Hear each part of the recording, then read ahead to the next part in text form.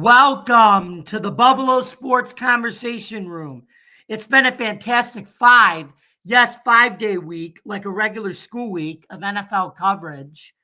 And I'm your host, Jamie Malloy, ready to talk about Week 13's games. But first, I'd like to bring on my co-host, Joe Dalio. So without any further ado, here's Joe. Hey, Joe, how you doing? How's it going? It is going great. How you doing, Jamie? I'm good. We discussed a lot backstage prior to the show about you guys got a ton of snow and everything and things like that. Yes. First of all, we took off last week here because of the Bills bye, and we talked backstage about how, it seems like 2 months that we haven't spoken here, and I'm definitely chomping at the bit to talk some football here.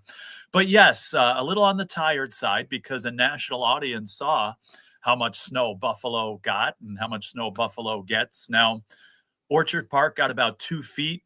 I live a little bit northeast of Orchard Park, but my area, the forecast was 6 to 8 inches, and we got double that. We got about 15, 16 inches here with about 6 more coming in the next couple of days. So I'm not a snow lover. I would, be totally happy if I never saw snow again for the rest of my life.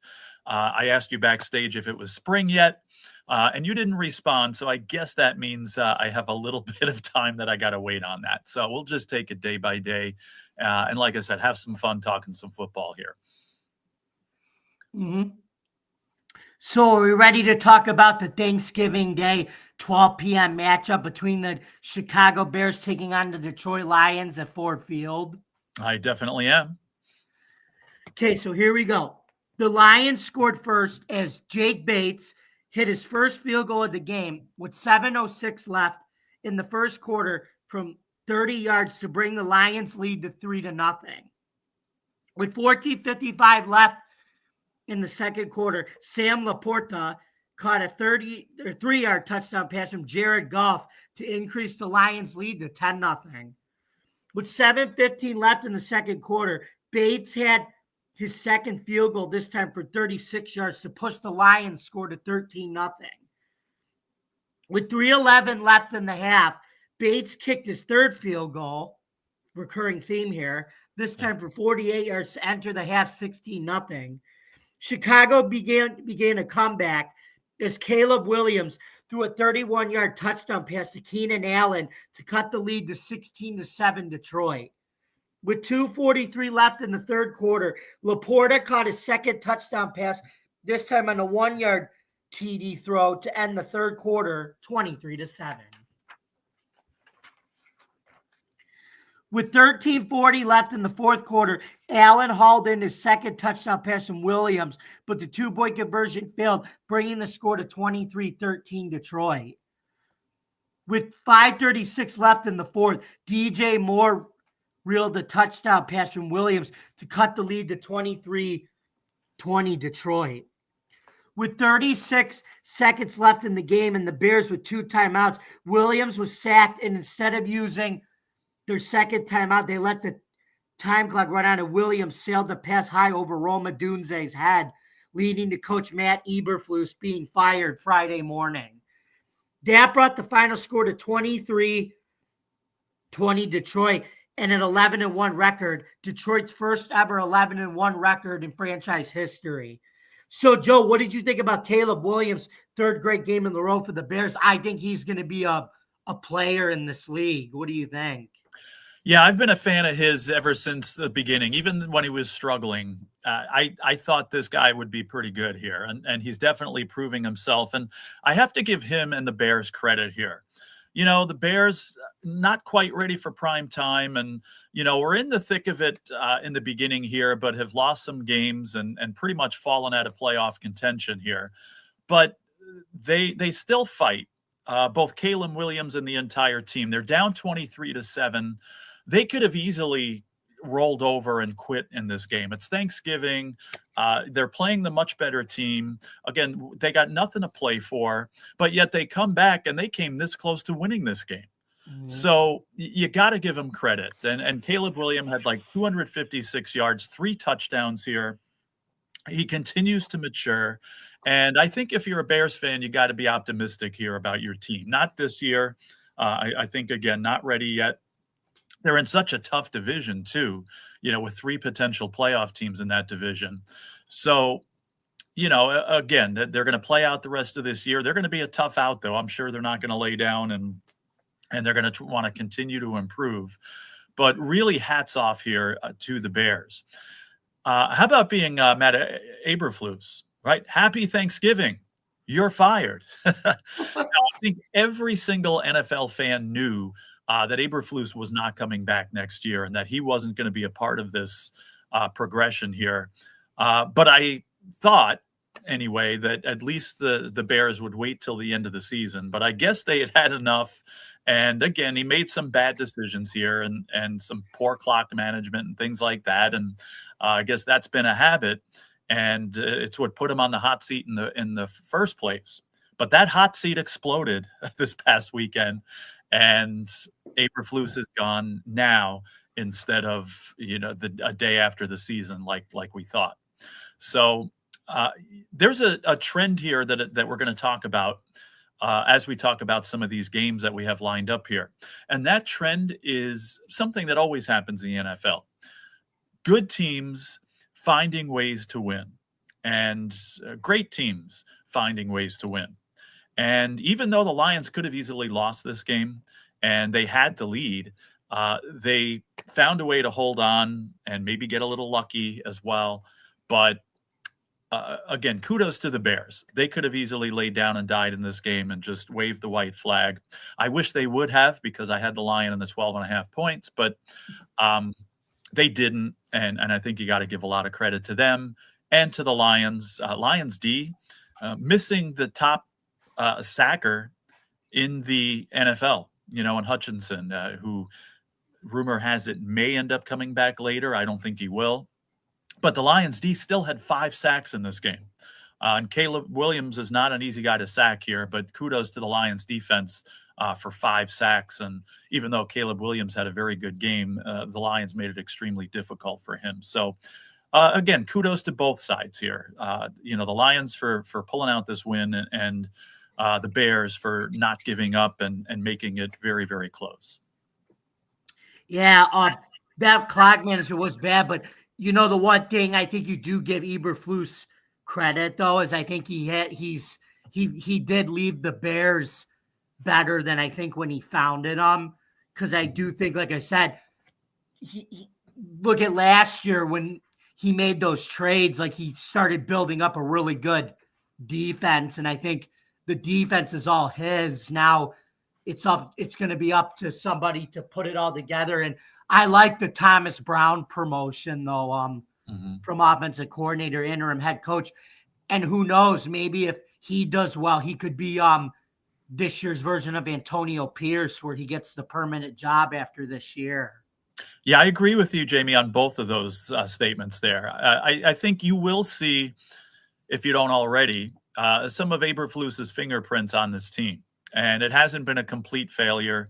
I didn't think he was that horrible. And this year some things happened that kind of showed, that the criticism he got was merited, and obviously culminated with this situation on Thanksgiving.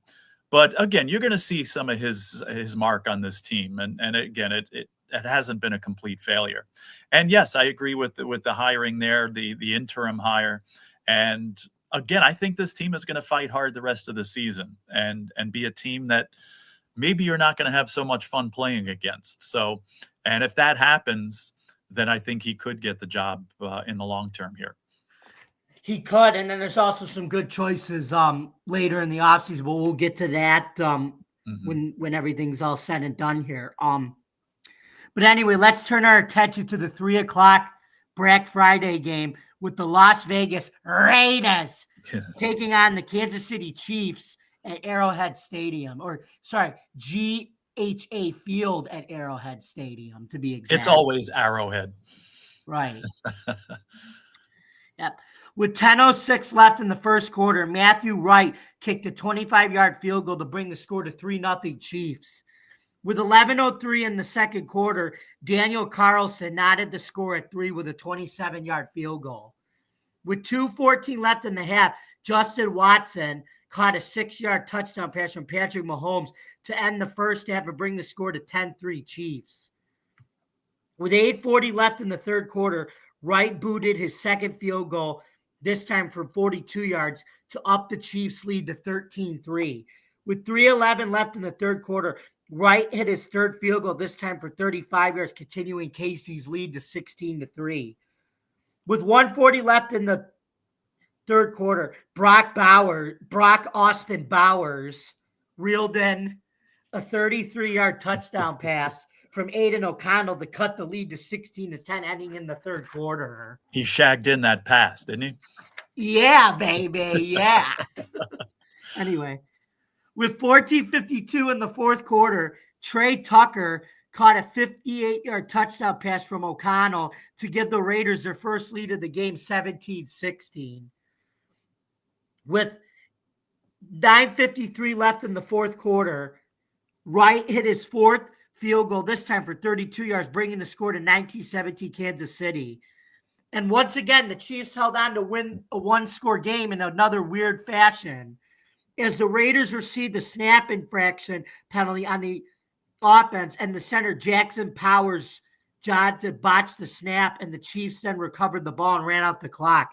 So, Joe, what do you think about the Raiders taking the lead in the fourth quarter only to not hold on to lose at the end?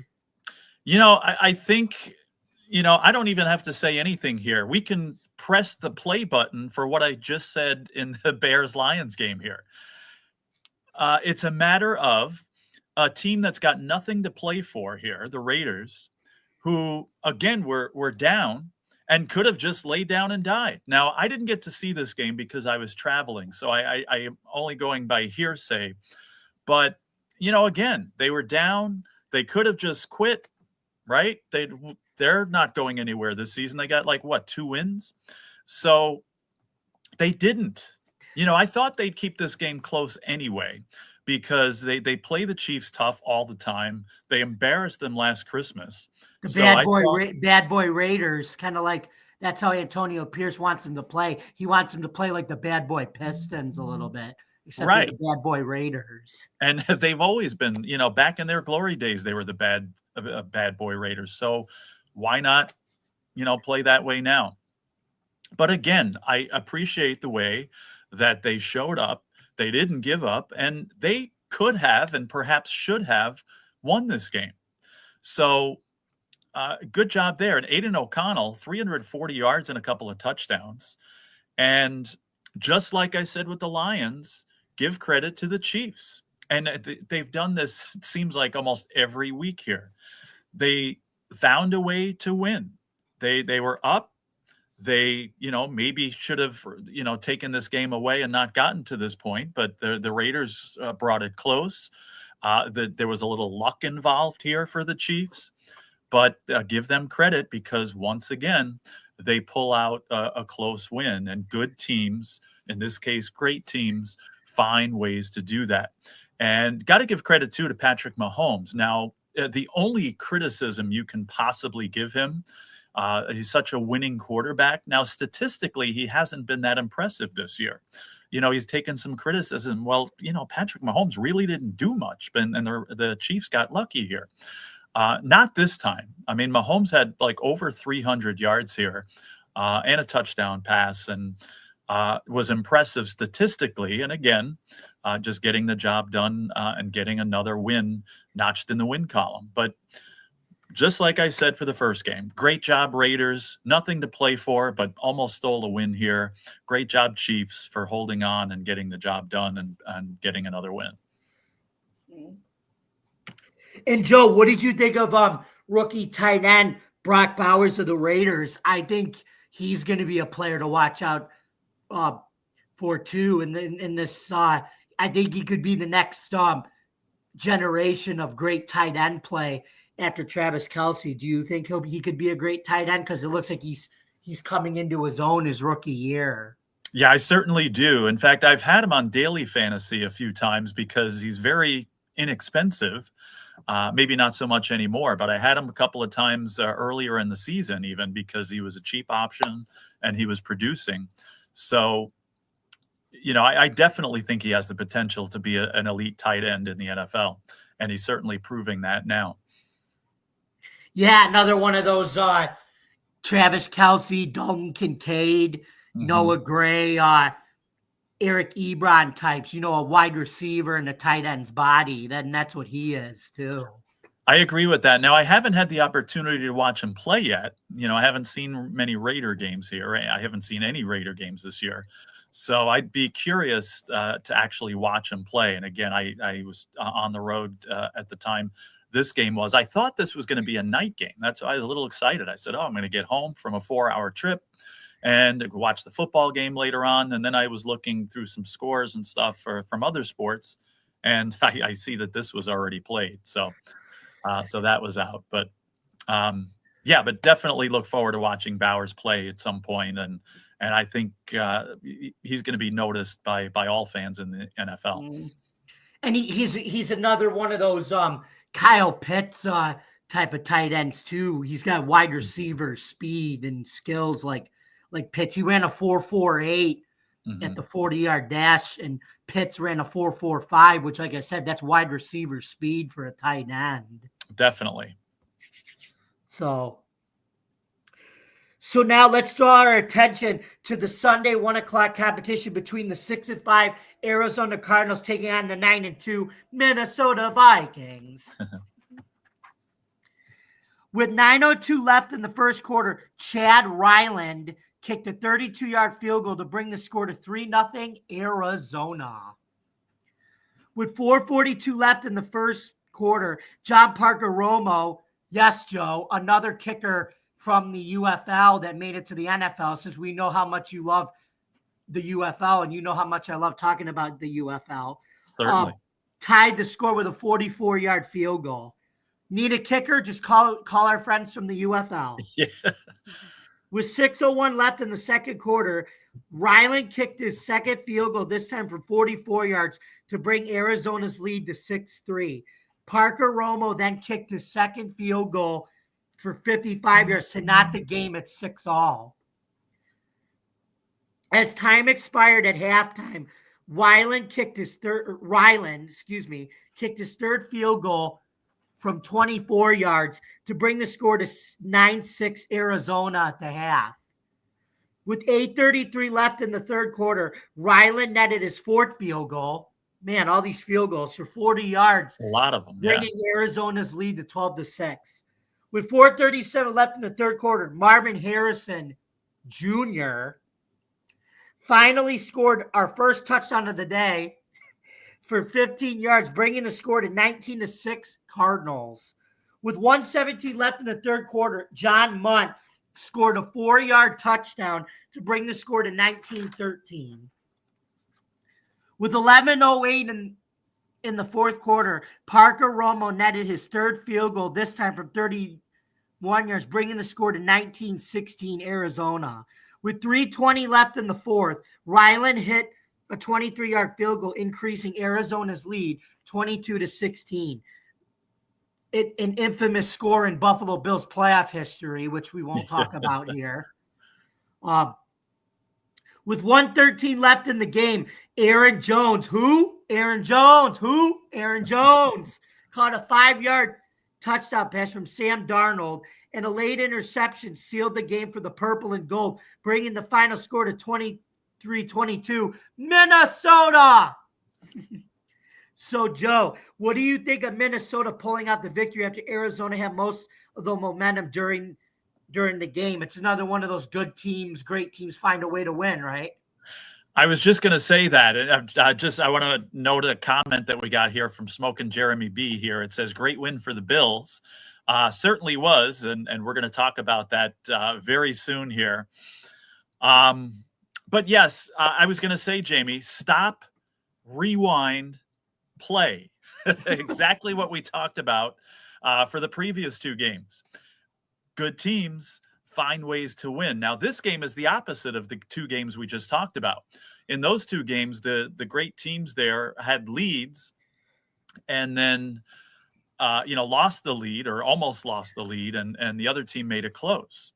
And in this case, now Arizona certainly at a higher level than even the Bears or the Raiders, but in this case, the Vikings had to come back. Again, like you said, they were down 19-6, and I thought the Vikings would win this game easily, to be honest with you. And then when Arizona was up 19-6, I was like, I don't even know if they're going to be able to pull this off, but they did, and a great comeback for the Vikings, and finding a way to get it done, and they certainly did. Now, Arizona dominated this game. I mean, they outgained the Vikings in total yards, 406 to 273. And the time of possession was 36 minutes, Arizona, and 24 minutes, Minnesota. So, statistically here, and as far as yardage and that and time of possession, Arizona completely dominated them. But again, it's a tough loss for them. Arizona's still in the playoff hunt, though. They're 6-6, and they're only a game out of first place in their division, because Seattle's in first place at 7-5. So Arizona's still right in the mix, but certainly I think they got to be kicking themselves here, because they win this game and they're 7-5. They're tied for first place, or maybe I don't know what the tiebreakers are there, but they could be in first place. But still, it's they have time and they can make a difference. And for the Vikings, it's going to be tough to win that division with the Lions ahead of them, but they're certainly solidifying their spot in the playoffs, and it could certainly make some noise in the playoffs. But as we've said 3 times already now, good teams find ways to win, and the Vikings certainly did that. Mm-hmm. Now let's move on to the Sunday 4:25 p.m. matchup between the 9-2 Philadelphia Eagles taking on the 8-4 Baltimore Ravens. With 9:21 left in the first quarter, Justin Tucker kicked a 34-yard field goal to give the Ravens the lead, 3-0. With 3:49 left in the first quarter, not Aaron Andrews, but Mark Andrews caught a 14-yard touchdown pass from Lamar Jackson, but Tucker missed the extra point. Surprise, surprise, bringing the score to 9-0 Ravens. With 8:04 left in the second quarter, Dallas Goedert caught a 17-yard touchdown pass from Jalen Hurts to cut the lead to 9-7 Ravens. With 2 minutes remaining in the half, Hurts performed a tush push to bring the score to 14-9 Eagles. With 3 seconds remaining in the half, Tucker kicked his second field goal, this time from 50 yards, to close out the half with the score of 14-12 Eagles. With 7:56 left in the fourth quarter, Saquon Barkley ran it in for a 25-yard touchdown to increase the lead to 21-12. With 1:03 left in the game, Jake Elliott hit a 35-yard field goal to increase the Eagles' score to 24-12. With 3 seconds left, Isaiah Likely caught an 11-yard touchdown, but a failed onside kick attempt fell short, and the Eagles held on to win the game 24-19. So, Joe, what do you think about Tucker missing all 3 of those field goals, which could have cost them the game? Because I think if he makes 2 of those, they win. Yeah, I don't know what's going on with him. I mean, for a few years here, he was the best kicker in the NFL. He's still got the record for the longest field goal. I don't know if time has taken its toll now and, age has caught up, but, I'm a little curious as to what's happened with Justin Tucker. And certainly, excuse me, yes, I agree. The Ravens could have won this game. Going into it, I thought the Eagles would pull it out. I really did. But, of course, and the Ravens started off very well here, and I thought maybe, okay, I was wrong about that. But I think you're starting to see the Eagles and the Lions separate themselves from the rest of the NFC. And could we be seeing collision course here for the NFC Championship between those two teams. I mean, they're certainly the favorites in there. Now, the impressive thing for the Eagles in this game is they got a very subpar performance from Jalen Hurts. He only had 118 passing yards. He only ran for like 29. So Jalen Hurts did not play well here. But yet the Eagles still were able to pull off this win here. And, it's a tough loss for the Ravens. Not the end of the world, but they're a game and a half out of first place now, and time's starting to run out, although they do host the Steelers in a couple of weeks. So they still have time to make up that ground, and I think they're still going to be a force in the playoffs. So, tough loss for them, but excellent job by the Eagles, getting this win. And again, it looks like they and the Lions are the teams to beat here. And, we got some more comments coming in from Smoke and Jeremy here, talking about the Chiefs and all their close victories here. Now he says something about a fraudulent playoff team. I would disagree with that a little bit. I still think, think of last year with the Chiefs. Everybody was writing them off. Everybody said, oh, the Chiefs are done. And then they had that embarrassing loss to the Raiders on Christmas, and the Chiefs were done. And then they were unbeatable in January. And so they're getting these short, lucky wins here. Ain't going to happen in January. They're just going to be unbeatable in January and February again and win another Super Bowl. I don't like saying that, and I hope of all things I'm wrong about that. But, I mean, you may remember I said the same thing last year, Jamie. I said, don't write this team off. No matter what they look like now, I don't see anybody beating them later on. So we appreciate those comments, though, and keep them coming. They're definitely appreciated. Though, Joe, what I think is funny, though? We might actually have to agree to disagree here, but I don't know if you noticed, so the Bills have been playing some of their best football recently in the McDermott era this year, though.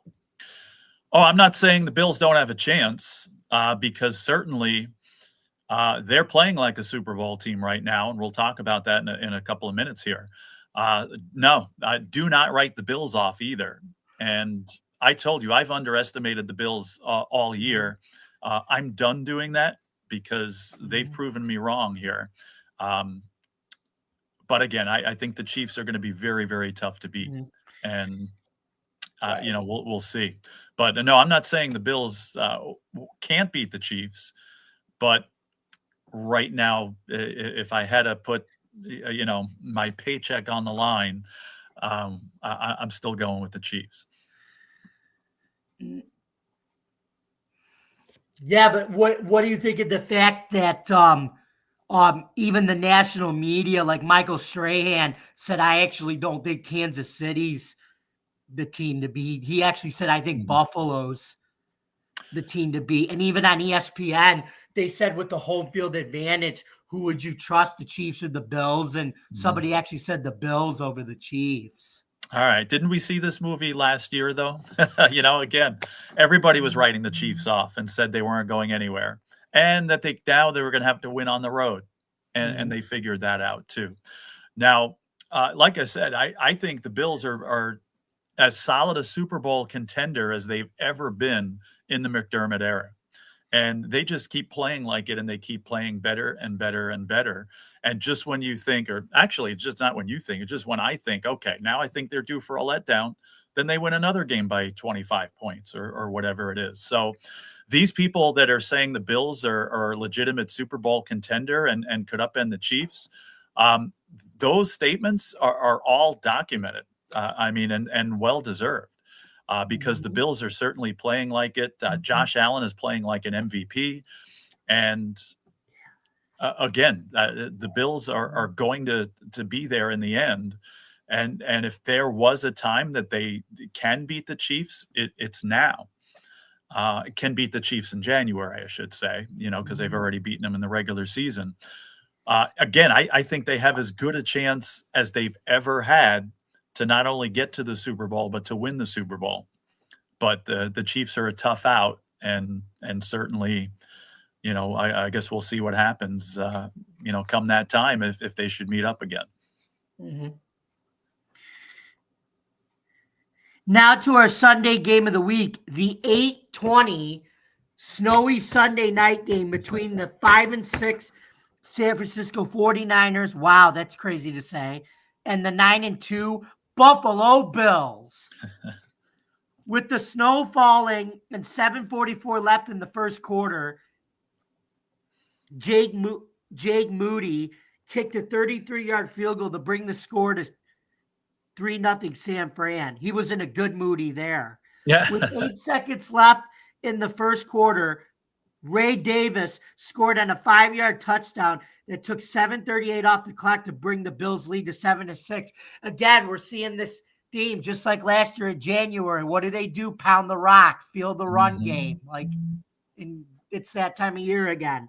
With 9:13 left in the second quarter and the snow still falling, Moody went for his second field goal, this time from 45 yards, but he was in a bad Moody this time and missed it, leaving the score 7-3 Buffalo.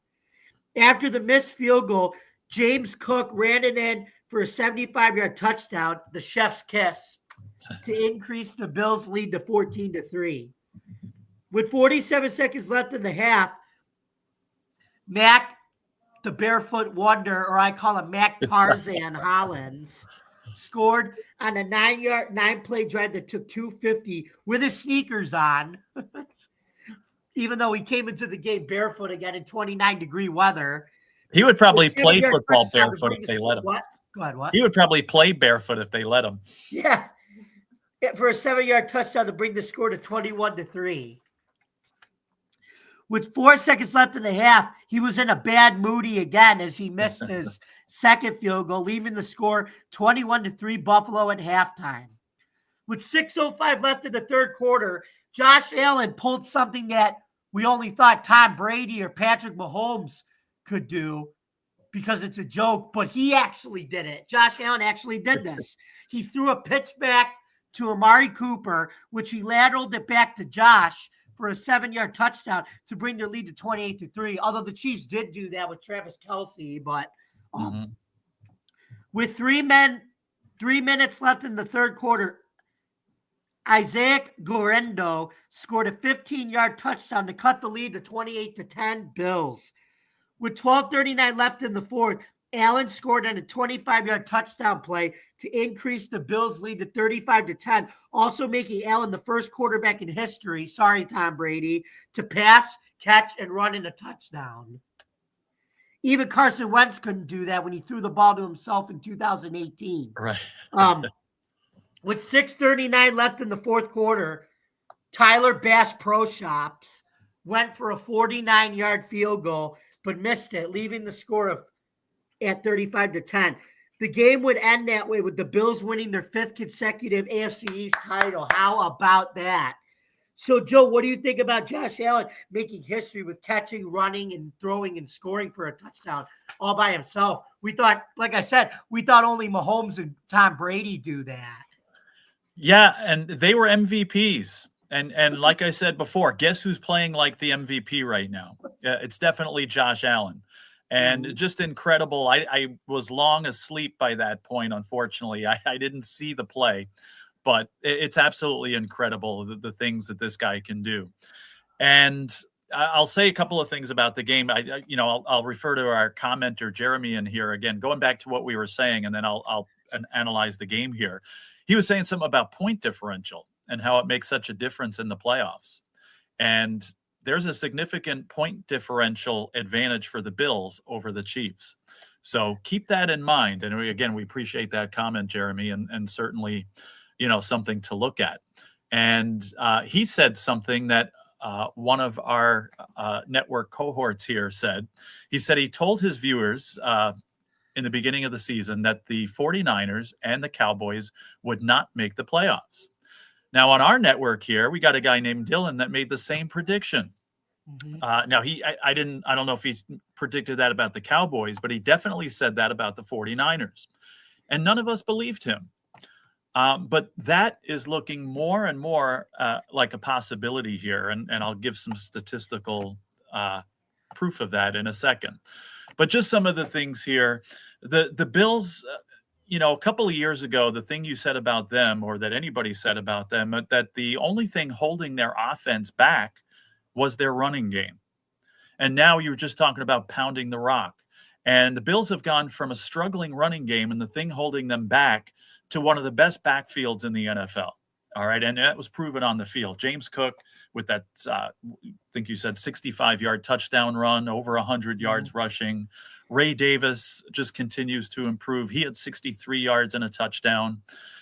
Everybody eats when it comes to the Bills receiving core. 8 different pass receivers catching passes there. So kudos to them, and Josh Allen even getting involved there as well. Defensively, I mean, the Bills A+ here. First of all, welcome back Matt Milano, right? Wasn't it great to see him back on the field? Now, I was wondering, I thought they were going to play him sparingly a little bit, but he was out there right from the beginning, made a tackle like his first play out there. He had 5 for the game. So amazing just to see him out there. And it doesn't seem like he lost much there. He was solid the entire game.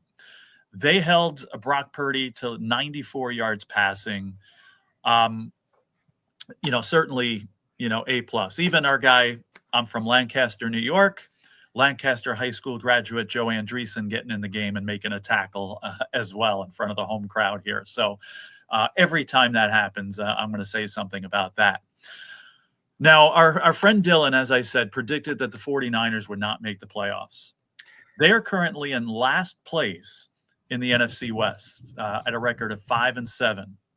They are a game and a half out of the last playoff spot. That's a hurdle enough. The problem, the even bigger problem, is they just lost their 2 best running backs here, probably for the rest of the season. You got to feel for Christian McCaffrey because he, had the injury in the beginning. He was getting back to Christian McCaffrey form, and then bangs his knee on the cold turf. He was about to break a run away. A guy trips him up on a great tackle, potential touchdown saving tackle, and the poor guy bangs his knee on the turf and is now probably done for the year. And Jordan Mason, who filled in incredibly for him when he was out, he gets hurt. They're saying high ankle sprain, and he could be done for the year as well. So they have some other, defensive injuries too that they've already had.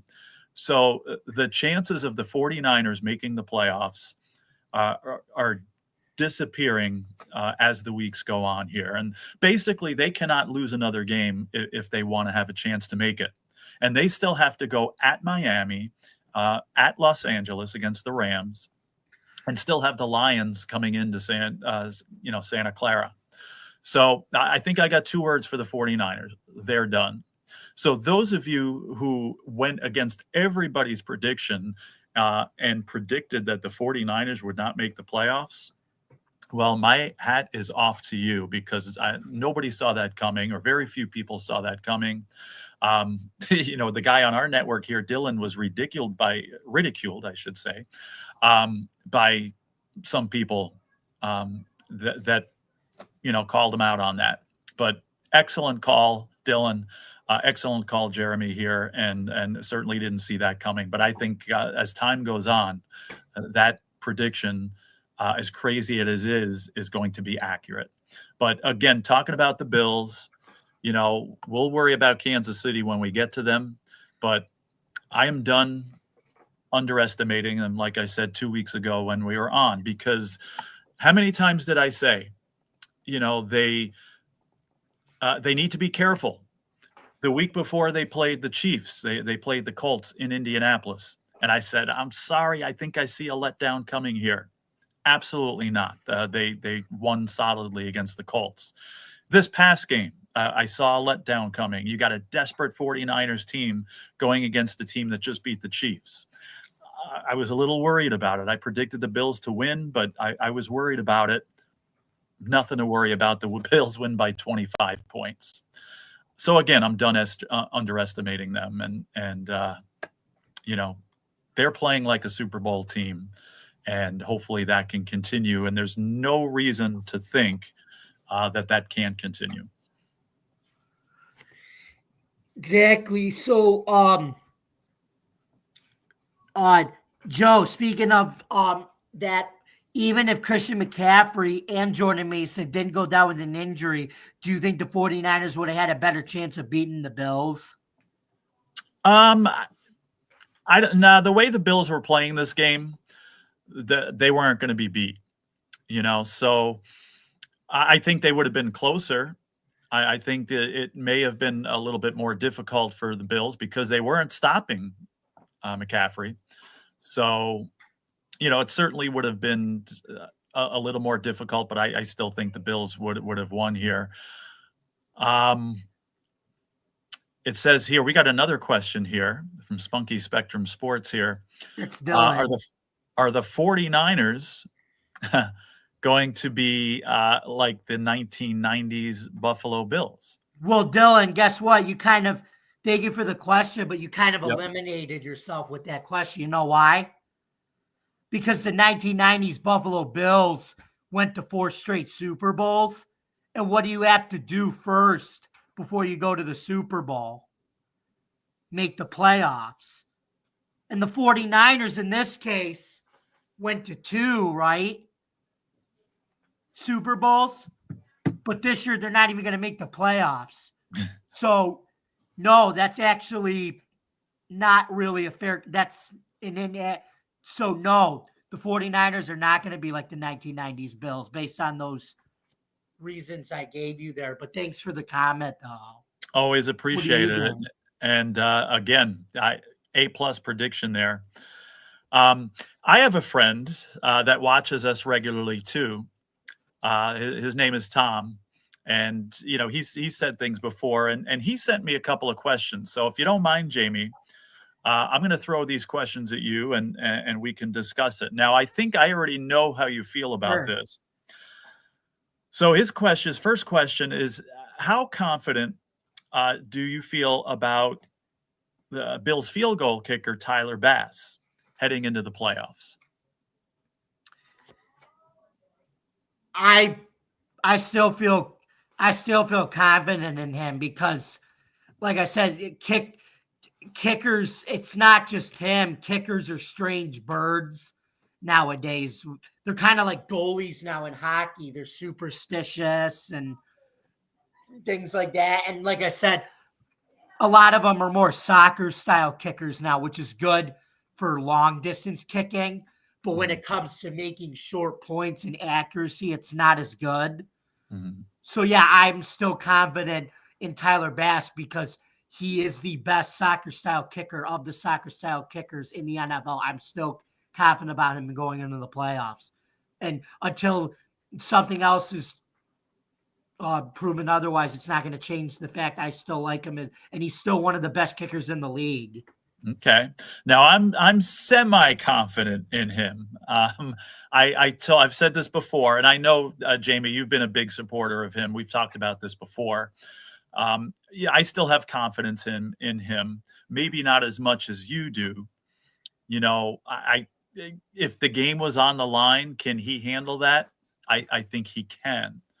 So, hopefully he gets that confidence and if they're in a close playoff game here, that he can come through. I certainly think he has the capability, and I don't think there's too many other guys that the Bills could get right now that would be better than Tyler Bass. So he's the guy. He's the one you can rely on, and I certainly think he has the capability to get them there. Mm-hmm. He also, Tom, has a question about Quentin Morris. Do you see him getting more involved in the play here? Because he's made some nice plays and contributions lately. Do you see him doing more and going beyond that? I do, actually, especially he's kind of been involved 2 years ago. I think he was involved when we had him and Dawson Knox, and then he kind of got buried last year with Kincaid. But I think because of the motto, everybody eats. Yep. That includes even at the tight ends. like I said, you're seeing Zach Davidson getting more playing times, is getting called up. You're seeing Dawson Knox getting back to his original form. You're even seeing Quentin Morris getting back to his original form, and Kincaid. So yeah, I think they're going to continue to spread the wealth at that position too, just like at wide receiver. So yes, to answer your question, I see Quentin Morris getting more involved, especially in the playoffs, as like a secret weapon type.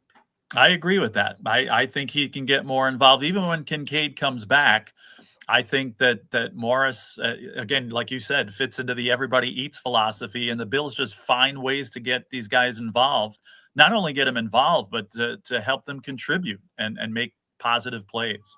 So I agree with your answer there, and I think he can, certainly contribute. And Tom, I know you're watching here, and we very much appreciate that.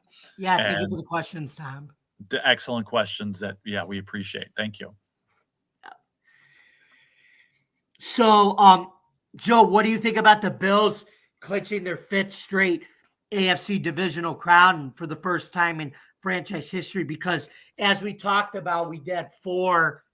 Our 4th one was last year, and the last time we did that was from 1988 to 1991. So Right. What do you think of the fact that we still have a chance to go to our first Super Bowl, but we've won it 5 years in a row, something we've never done in franchise history? Even those teams couldn't do it. I think it's an amazing accomplishment. And even though they have a weak division, and the division, which was supposed to have 3 potential playoff teams in there, is only going to have 1, I still think the Bills would have won the division anyway. They just wouldn't have won it by Thanksgiving weekend here. So I think that's an accomplishment in itself. But again, nobody's stopping this team right now. So it's a major accomplishment. It's a historical accomplishment for them, as you said, and they deserve all the success that they have this year. Mm-hmm. And I would love to see this go all the way till the end. And this is not something I saw coming as far as a Super Bowl contention. Again, I had a 10-7 playoff team there and doing what they could in the playoffs, but I didn't think we were going to be talking Super Bowl contention for a little while here. And somebody had said that I listened to a lot of national broadcasts, and a lot of people say, and Bills fans and local people say the same thing, that as long as you got Josh Allen as your quarterback, as a healthy quarterback, you have a chance. And that's been proven here. And as long as Josh Allen stays healthy, and as long as the Bills have Josh Allen, their Super Bowl window is open. And that's been proven here. Well, don't forget, the one thing that helps now is we finally got a healthy salary cap situation in the next couple of years, unlike the previous couple of years when we won the division title and were in the playoffs, because we had to worry about Diggs making a lot of money, getting older. Jordan Poyer and Micah Hyde were getting older. A lot of Trey White was injured, and he had a high salary. So yeah, now this is the first year in a row where we don't really have to worry about any of that, maybe except for Matt Milano, but that's pretty much it in terms of the cap situation. Yeah, they'll have some decisions to make at the end of this year too, but not like last year where they had a lot of decisions that they had to make. And again, give credit to Beane, because he always seems to make the right decisions. And even if he makes a decision that you kind of scratch your head about, I think Bills fans have learned that they can trust him and that he knows what he's doing, and he's got the best interest of the team in mind. So even the tough decisions, or the decisions, again, that you might question, he knows what he's doing. Yeah, because like I said, right now, we have over $1 million in cap space, and in 2025 we're supposed to have $8 million next year, which is good, and that's including some of the guys we have on contract right now. So that's actually pretty good. Mm-hmm. So, now I'm going to turn it over to Joe for some Bills news, injury update reports. Joe, what do you got for us this week? Yeah, not too much. On my report here, this was before the game, the fact that Milano came back here, which is incredible. But overall, I mean, the Bills are pretty healthy. And now possibly you got Dalton Kincaid and Keon Coleman that are considered questionable for the game coming up against the Rams here. So that we don't know yet if they'll be able to get in there. But if so, that's just more depth to an already deep receiving core. If one or both of these guys can't go, well, they've proven that they got plenty of capable bodies in there that can make contributions. So no major transactions here. Now, it's funny because I suggested here talking about the Bills that we talk about some Bills news and stuff like that, and they're pretty much in a good spot here as far as not changes going on, and as far as guys that are a generally healthy team here. So that's basically it. We'll just keep an eye on Dalton Kincaid, Keon Coleman, see if they can get themselves into the lineup against the Rams, but we shall see. Mm-hmm. And so guess what? It is now time for us to pick our predictions for next week. If I remember correctly, in the beginning of the season, Joe, you predicted that the Bills would beat the Rams, and I actually took the Rams, but I think I'm going to actually change my mind. So, Joe, do you want to give us your prediction first? Okay. Now, again, this is one of those situations I was just talking about before where the Bills got to be careful. A couple of reasons here. They're coming off another big victory. And if you look ahead past this week, they got a big game against a potential Super Bowl matchup here going against the Lions. So, do they get caught looking ahead? Now, again, I told you just a minute ago that I've had these concerns all year, and there was nothing to be concerned about. So I'm going to say the same thing here. Now, in the beginning of the season, I did predict the Bills to win this game, and maybe they start a little slow here. Again, it's a long trip. It's a cross-country trip. They played, Sunday night. But I still think the Bills come out fine here. My prediction for this game is Bills 30, Rams 20. Yeah, and one of my biggest questions are they've already clinched the division. They've wrapped everything up early. Do they really go do they really go balls to the wall here to try to get that number one seed at the end of the year against Kansas City? And I think they're going to try that. But my only concern is that going to wear and tear the team if they get into the playoffs? Or do they just kind of still play for the number one, but kind of let a little bit more loose and just let the chips fall where they may? But I still think the Bills are going to win. I think they're going to win 24-14.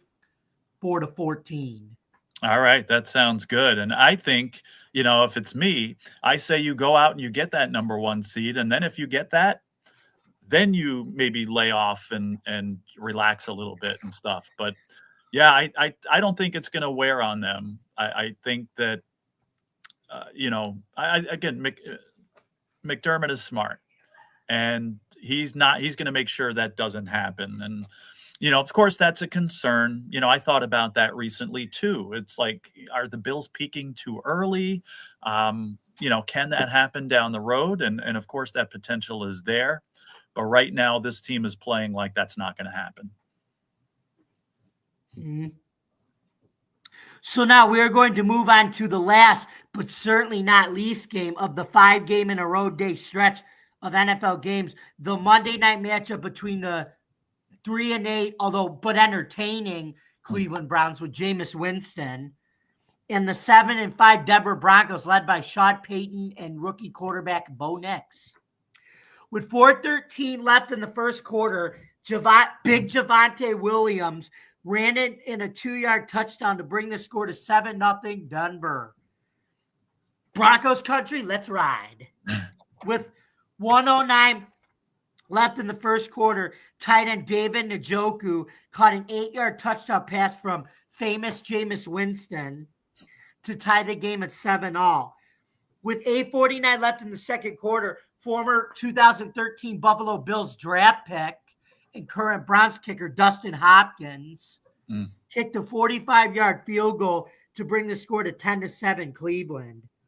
With 4:03 left in the second, Michael Burton rushed it in for a 1-yard touchdown to bring the score to 14-10 Denver. With 1:38 left in the half, Nick Benito intercepted the ball for the Broncos and returned it 71 yards for a touchdown to increase Denver's lead 21-10. With 13 seconds left in the half, Njoku grabbed his second touchdown of the evening, closing out the halftime score 21-17 Denver. With 10:01 left in the third quarter, Marvin Mims Jr. caught a 93-yard touchdown pass from Bo Nix to bring the score to 28-17 Denver. With 9:50 left in the third quarter, Jerry Judge Judy caught a 70-yard touchdown pass from Winston and then caught the 2-point conversion pass to bring the score to 28-25 Denver. With 1:52 left in the third quarter, Will Lutz kicked a 36-yard field goal, closing out the third quarter, bringing the score to 31-25 Denver. With 8:57 left in the fourth, Nick Chubb caught a 5-yard touchdown pass from Winston, making the score 32-21 Cleveland. 32-31 Cleveland, yes. With 2:54 left in the fourth, Lutz kicked his second field goal, this time from 27 yards, bringing the score to 34-32 Denver. With 1:48 left in the game, Jaquan McMillan sealed the game with a 44-yard interception return for a touchdown to clinch the win for Denver and bring the final score to 41-32. So, Joe, what did you think about the back and forth play of this nail-biting game? Yeah, a couple of comments I have on that. Again, and this is going to kind of follow the theme that we've been talking about the whole time. The Cleveland Browns are down and out. They have nothing to play for. They could have easily rolled over here, but they did not. And they could have easily won this game. And I'll share some of the stats in a second on that. Now, again, I said in the beginning of the season that the Broncos would be improved, but they're not quite ready for prime time. Well, let me just say right now, they were officially a legitimate playoff team.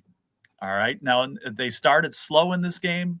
Then they got it going, and then they were in control of the game. But then they lost the lead. And again, the theme of a good team finding a way to win. And finding a way to win when they were not at their best. I said how the Eagles won that game with one of its best players not having a good game. And Denver is known for its defense.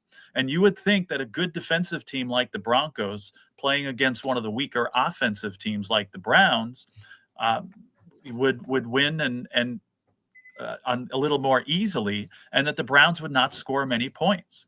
But the Broncos gave up quite a few points and quite a few yards on this. So even though it wasn't their best defensive effort and they didn't play to their strength here, they found a way to win this game.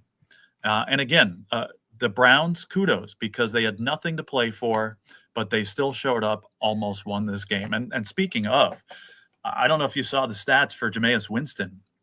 He almost threw for 500 yards in this game, 497 to be exact. So, he's trying to potentially play for a job or again, could have easily rolled over, but didn't. 4 touchdown passes. Now, to his detriment, 3 interceptions, and that was the downfall.